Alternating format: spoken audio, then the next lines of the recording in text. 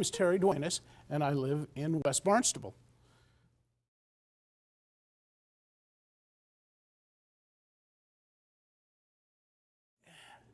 It's an interesting question, Len, because the only town that I've ever lived in is the town of Barnstable, the only town on Cape Cod.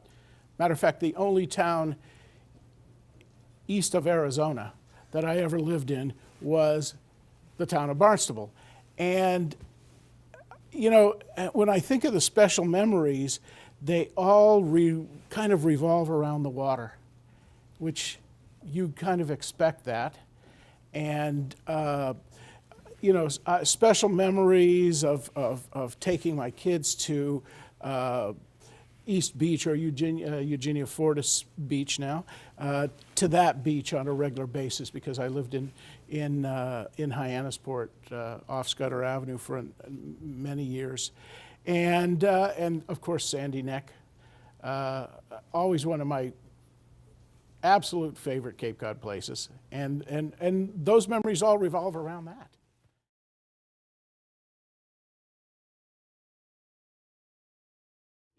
Well, he's always been extremely generous in taking the entire family out on his boat, and sometimes we would load it. He had a 27-foot blackfin for many years, and is well known around in Hyannis in the town of Barnstable. And sometimes there'd be so many of the Vecchione family loaded on that boat, it would look like the Beverly Hillbillies going, because we're all loaded on Danny's boat. And that's why I mentioned, you know, some of my favorite times are there, and in Sampson's Island, and he would always go out of Osterville, and it was just, it still is fabulous. And now I have become a boat owner. I have a 13-foot whaler, which, you know, it gets you on the water, but it's not quite the 27-inch blackfin that you, or 27-foot blackfin that you like.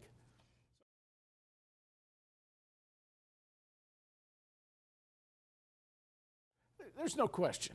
It's summer, and I grew up in Phoenix, and so summer to me is, you know, in Phoenix you had you know, 3/4 of the year was summer, and so I still there's just no other season as far as I'm concerned. And I know people will say, "Oh, I love the fall," and I love the spring," and summer's the only season there is.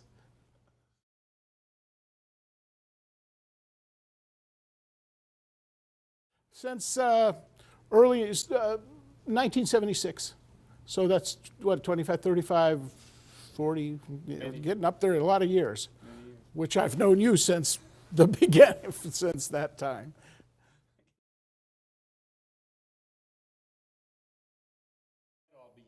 Well, when I went to Arizona State, and I have a degree in communications in radio, television, and film, which has served me well now since I've been doing this for about 25 years at the Cape Cod Community Media Center. But when I graduated, I had always been a musician to work myself through college, and when I got out of college, this is ironic. Get out of college, and my advisor in college, here I've graduated, and I had just got an offer to go play with a band, with Fantasia, they were in, I think, Seattle at that time, and I was going to go join them there. And so my advisor comes up and he says, well, you know, I'll write a recommendation if you want to go to law school and specialize in cable. And I'm thinking, there's about 60 people on cable in Arizona right now. So I'm thinking law school, rock and roll. Law school, rock and roll. Well, I went with the rock and roll route because it sounded good at the time. I kind of wish, in a way, I would have, you know, studied law, but it kind of has all come around to me at this point.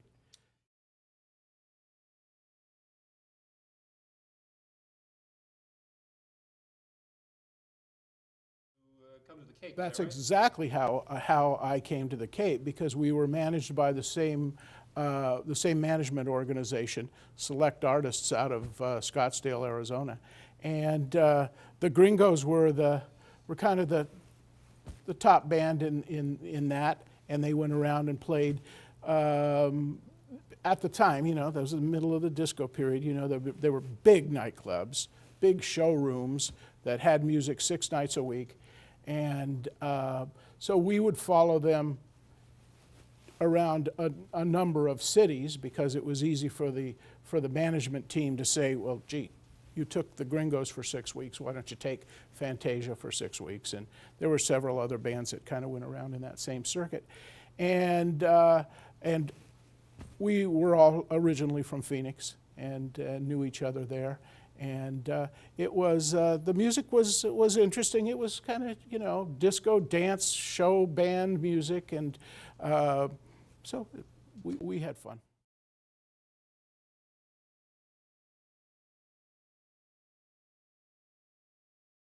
I know Jimmy Miller, who lives on the Cape, has since lives permanently on the Cape. Started in Phoenix and started a kind of a Herb Alpert cover band, and doing Herb Alpert and the Tijuana Brass music, and expanded out and started doing, Chicago and different tunes like that, and were extraordinarily successful everywhere they went. They were extraordinarily talented, and the band that I came to the Cape initially, again, extraordinarily talented musicians doing a number of things. And when you start playing 6 nights a week, you get pretty good whether you want to or not. But it was, so it was kind of fun, and but it was a hard life, living on the road, playing 6 nights a week, and on the 7th night we would go listen to music somewhere. So it wasn't conducive to living a focused life, but it was fun nonetheless. And as we would travel around, we were always very unstable on where we were going to go. And when we were going to leave the Cape after 6-8 weeks, when we came to the Cape, we had no idea where Cape Cod was. They said, "Oh, okay." We were playing in Toronto at the time. And we played in downtown Toronto at a big hotel there. And they said, "Well, you're going to play at Cape Cod. Here, look up this guy's name. His name is Bob Vecchione." Oh, this sounds like some good fellows own this club, but we'll find him. And so we said, great. And we were all the musicians we were all from the West, so the East Coast was totally foreign to us. Cape Cod, we didn't even know where it was. Well, it's near Boston. Okay. We came down and played, looked up Bob Vecchione, and who was a spectacular guy. You knew Bob. And he was just a fabulous individual. And I ended up working for him for about 8 weeks here at one point. And when we were going to leave, we knew it was like Saturday night. We were still unsure where we were going, and the 2 options that we knew were going to happen was Framingham or Hawaii. Oh, okay, I guess that's a little unstable, but we ended up going to LA, so it worked out. But it was interesting being a road musician in the middle of the 70s. And it had its own brand of excitement. But I met the club owner's sister, and who I ended up coming back. The band kind of dissolved a little bit out on the road, as they tend to do, and I ended up coming back here and said, well, I'll put together a little band and play in the summer. It was the summer of '76, so we'd play, and it worked great. Had a good time, and met Bob Vecchione's sister, Susan, and we've been married for since then.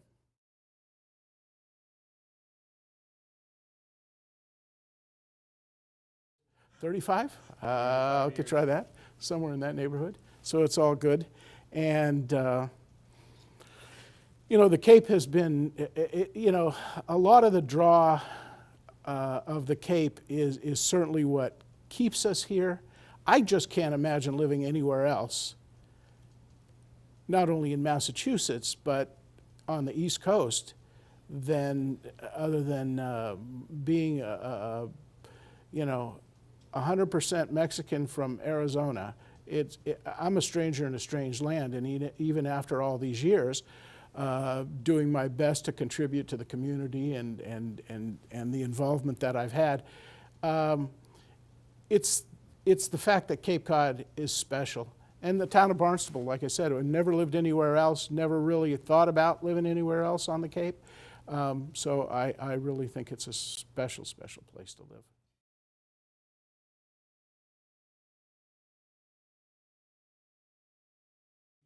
Oh boy, my sister-in-law Nancy, certainly one of the most unique characters I've ever met. And you know, Len, we worked for her at the restaurant, the Villa Vecchione, which that family owned for 25 years, and was just a great place to live. And we had some fun times, you know. It was a busy place. It was a busy place. It was the typical Cape Cod restaurant that, I don't know if it's not exactly the same now, but as the restaurants used to be, it would be that very seasonal push from Memorial Day or later in June to Labor Day, and it would be just pounded every single night. And you know, everybody worked extremely, extremely hard, and the restaurant business is tough.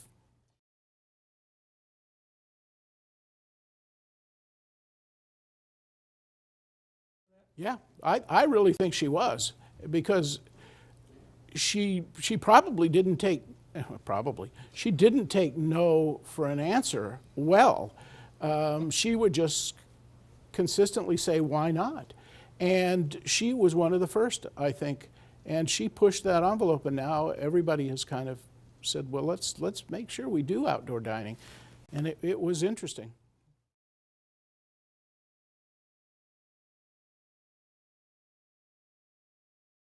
Great. Well, it was kind of a natural flow for me, because I started when I realized that I wasn't going to make full-time money as a musician on Cape Cod in the middle of winter. I said, well, I'll go to work for the radio stations, because I had that background also, and I worked for WOCB, I worked for WVLM in Orleans, and I'm trying to think of the WLOM. It was 104, it was 104.7, and it was the very early start of that. And so I worked for several of the radio stations at the time coming through. And it was kind of interesting, because they were going to do something over at the high school. I got word that the ALP program at the high school was going to start a communications program, and it was, you know, very dear to you.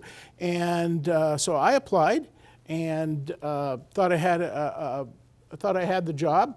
And Prop 2.5 came in right in that summer, and they cut all those programs that they had.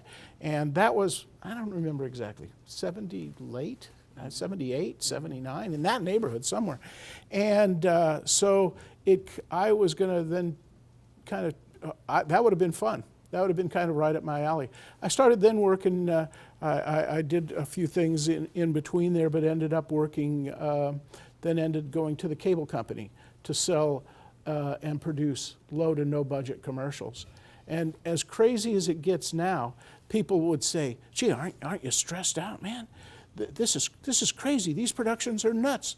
I go, no, stress was when I was selling commercials in the middle of winter and knocking on doors in Chatham trying to sell TV advertising. That was stressful. I worked, ended up working for the cable company for 7 or 8 years, and when I heard that they were going to sign a contract with Cablevision, the 5 towns of Barnstable, Yarmouth, Duenas, Chatham, and Harwich were going to sign a cable agreement, a franchise agreement with then there was Cape Cod Cablevision, but they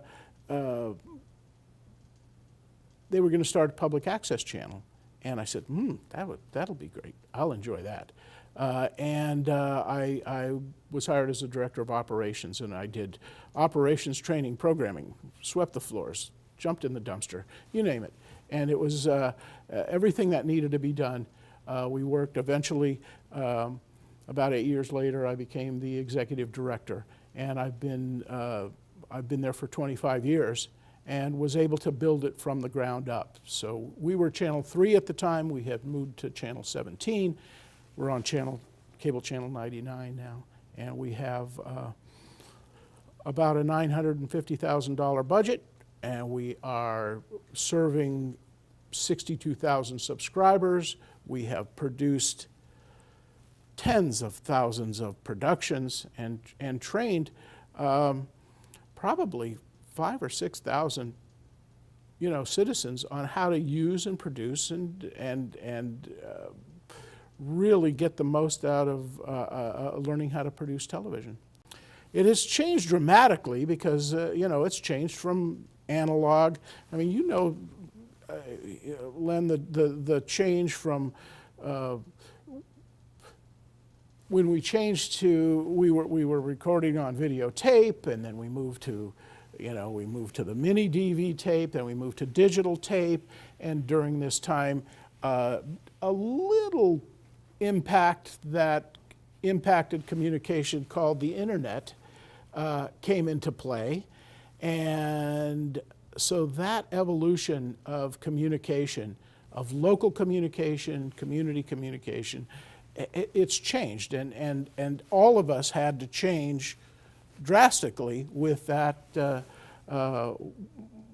with the movement. And if you don't change with it, you're pretty much dead in the water. And so now we're doing, it's file formats are the biggest problems that we have, as opposed to, tape-based content. Yeah. But always fun and exciting. And we've always had a very vibrant public educational and government access. Channel 18 here that the town of Barnstable has is probably one of the most vibrant government access channel facilities that there is in Massachusetts. So I think we really are lucky. In the world. In the world.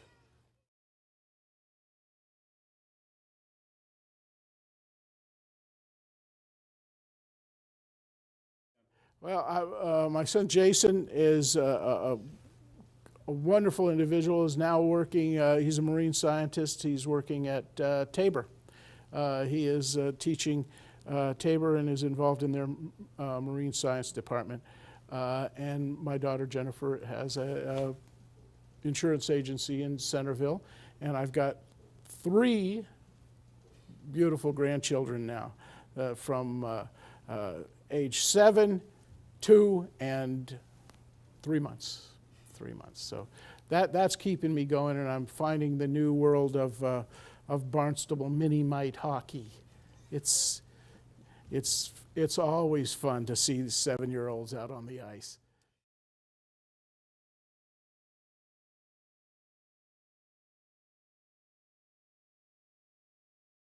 Well, I always felt that every citizen in the town of Barnstable should give back something to the community. I had been, so I volunteered for the golf committee at the old Barnstable Fairgrounds, and that managed, it was before we owned the Hyannis Golf Course, with the idea that what I want to bring to that, what I would want to bring to that committee is collaboration, and make sure that we were able to do a number of things, and more people were involved in golf, and we needed more golf holes at the time, and so I was the chairman of the Barnstable Golf Committee for about 15 years. When my focus shifted a little bit, I ended up getting a degree in public administration from Suffolk University. So I have a master's in public administration from Suffolk, and wanted to do something a little broader than just, I mean, certainly the golf committee was great and I enjoyed it, and being a golfer was always fun. But when the Community Preservation Act was passed and the town of Barnstable adopted that, I volunteered to join that committee as an at-large member, and I've been on it ever since its inception. And that gives us a look at how we can help and make sure that we vet programs and spend that money correctly. And there's a huge responsibility in that, in the Community Preservation Committee. And so I stepped down from the Golf Committee after a little while of doing both, but that's the Community Preservation Committee's a great spot for me, because we deal with affordable housing, we deal with recreation, we deal with historical preservation, and certainly very, very key things that we do. Open space, so important.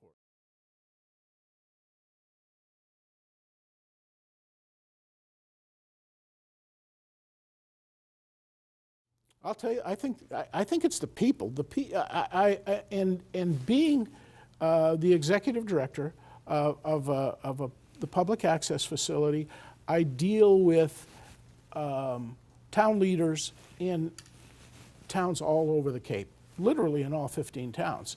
And I found that the leadership that we have and the folks that are involved in not only in town government, but that in volunteer boards and what they're doing really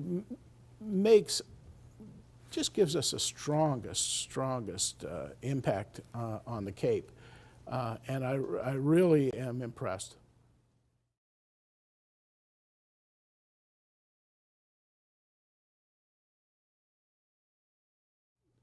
As with anything, water and the water quality.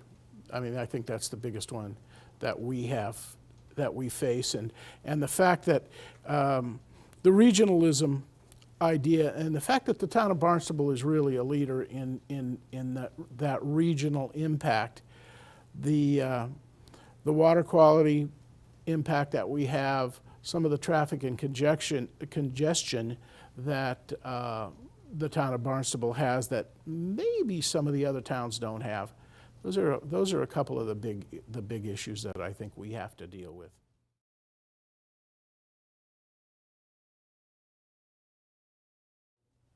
Oh, brother. Now I've got to think, because I'm going to say something and I'm going to go, well, I should have thought of this. What is one of the most exciting days that I've ever had in the town of Barnstable? I'll tell you what. I think the bicentennial in 1976, the activities that were going on, of course we were a lot younger too, and it just seemed like it was crazier. But I can remember, like, the 4th of July 1976 was just such a great day. Everything seemed to be happening in a million directions. That was certainly a highlight. And I thought another one, one time I decided, I'm going to do a half marathon. So I started training for the Johnny Kelly half marathon. Remember when they used to run that? And I guess they still do. And it was running from Hyannis to, and it ran on Memorial Day, I think. And so I was going to run in that. The kids were little. They were going to march in a Memorial Day parade. So my wife wanted to be sure, says, how do we do both? She says, I want to see you run in the race. And I go, well, it'll work out. So in her infinite wisdom, she decided to rent a moped. What? So she rented a moped so she could go see the kids in the parade, and then she'd run. And she decided it was a good idea one time to ask me how I was doing at about 10 miles in. And she's running, and the exhaust from the moped's coming in, and I'm breathing go. But yeah, that was certainly a fun personal highlight that I remember. And Len, since you know my wife You know exactly what her thinking was. That was a good thing.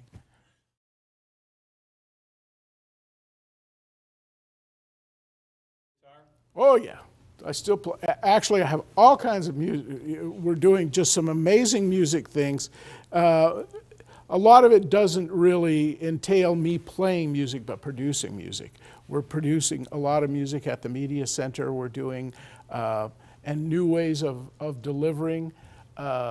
Just this past week, we hosted the Eventide Songwriting Festival, and I was so impressed. And recorded that, and are going to package it. And the idea of streaming musical content, there's some tremendous musicians on the Cape, and we're talking about how to make sure that we can record those. And we know that using Cape Cod as not as the focus, but as with the Cape Cod name, that's one thing that we have that's very unique. So if this content comes from the Cape, we want to make sure that people will kind of see some of this streaming content, some of this recorded content. With the Eventide Songwriting Festival, there were certainly some great songs that were chosen that won awards, but I was most impressed with the under 14 category. And you wouldn't think, you'd think the under 14 category, how good could this music be? The songs were amazing, the delivery was amazing, the hooks, rhythmically, there was one young girl, her name was Renee Levesque, she was playing rhythmically on guitar, very simple chords, but I'm thinking, I played guitar for 50 years, I would have never thought how to play rhythmically against what she was singing. And I'm going, there is a future of music. And these singer-songwriters, the young people are doing great, and we're going to produce a lot of that at the Media Center with a variety of different programs and presentations. So that's a very important arts and culture impact that we can have on the Cape. My name's Terry Duenas. I live in the village of West Barnstable in the town of Barnstable. And it's wonderful.